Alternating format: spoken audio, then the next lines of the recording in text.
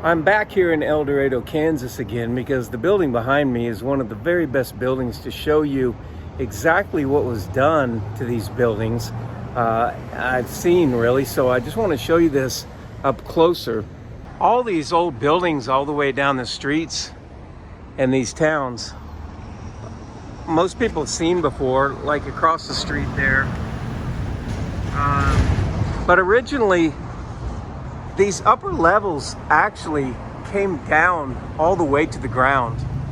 So I wanted to come to the building to the left here, and you can see up above, of course, there's windows, but originally these buildings came down and there were windows below that, and then the actual floor would have been right about that level.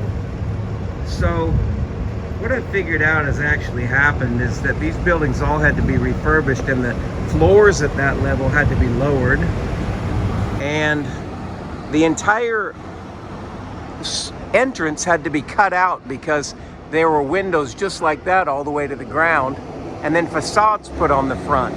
So you can see right at that level there will be a steel beam put across. Well, most of the times you can't see that very well, but on this building that is being worked on, you can see where the steel has been inserted here, and then the entire building right here you can see is held up.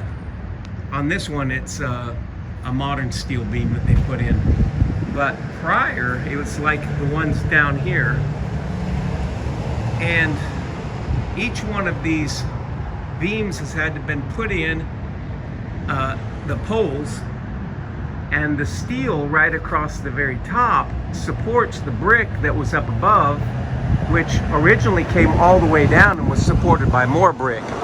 Now, what also had to be done was a facade was put on the outside, and you can see the original brick to the left and the facade that's been put on the outside.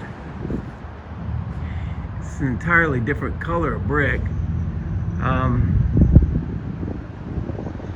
The main thing here is that overall this huge opening had to be cut out of the building to then come in and construct the wooden storefronts that are in all of these old buildings. As you can see next door, that's exactly what there is. There's a square cut out of this old red brick building. It's painted on the outside, and in the front the building has that fancy white tile facade put on over the brick, but down below here it's an entire cutout done, because if you can imagine, in a mudflood scenario, there were windows down at the bottom level, and then a part of a window above the sidewalk area, which you can see on the sides of buildings. But you can see originally what the stone was like here. And then we get to the front and we have all this facade work and doctoring that's going on. All the windows would come all the way down to the floor, so they had to come in and cut all these out and then put the only steel really that's in the entire building, which is this pole and the supports right up above to support that entire brick wall. And so how they would have been originally built is a brick wall all the way to the ground. And of course, before the mud flood, the ground levels were below what this concrete is.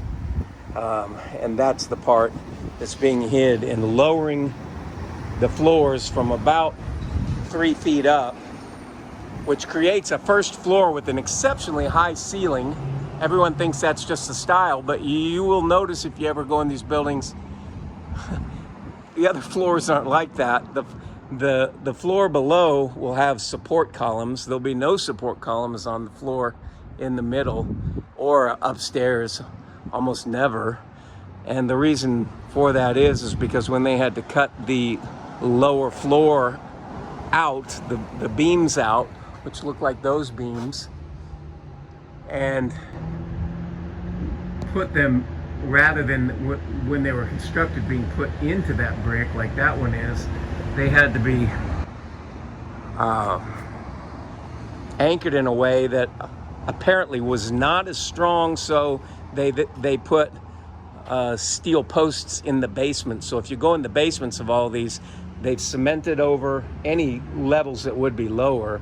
So they have cement floors, concrete floors, painted, and then have these posts supporting the first, what is now the first floor, and then this wide open gap in which they built the old wood structures. Again, this next door building has that type of a structure built, although it's not as old as I'm sure the original one was, but there's wood there and up above. There'll be plenty of other buildings on this street, or in any of these towns that have that. Again, the one across the street, it's originally, as you can see, completely brick on the sides, brick in the front. As you can see, that one has a great big opening, and then right there at that level would be where the steel beam was put. And there are poles hidden, just like these poles, but hidden behind that wood. And this really shows the great refurbishing that went on. And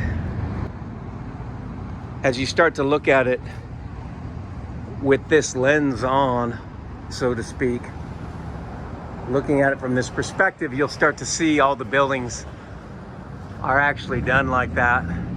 And it was a great, what I like to call a great set dressing. In the film business, all the sets will get completely dressed, which is prepared for the filming prior to anyone showing up to film. And that's called set dressing. And this was a massive set dressing that went on in all these towns to refurbish these buildings from the mud flood or the burying of the original lower floors and create a new first floor on this level, which was not the first floor, but was rather a brick building all the way down. And you can see on this building here the original brick and then the facade that was put over the front. And most of the times you're not really able to see this in this much detail because the buildings aren't exposed. So people will think this front one brick wide, lighter colored, most people will think that's the original brick, but in fact the original brick is right behind it.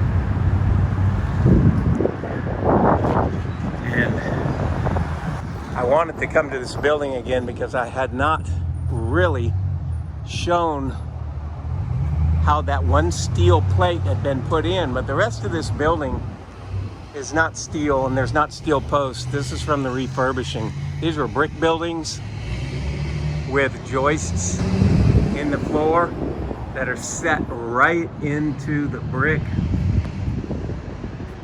And you can see that, and those had to be cut out on this lower level because they stood about this high. And they had to be cut out and all of it lowered, creating this lower floor here, which will have supports in the basement, and it'll be a very short ceiling in the basements, a very low ceiling. So that's a view of this building again, and I'm going to show many more, but this is one of the few that you can see, and I wanted you to see it more up close. And always look on all these buildings for the big cutout, the steel beam that's been put in, and then all the wood construction that was made on the lower levels, which is essentially a hodgepodge building at that point because you have a brick at the top and then wood and great big openings, and you know the way it would have been built obviously is brick all the way down.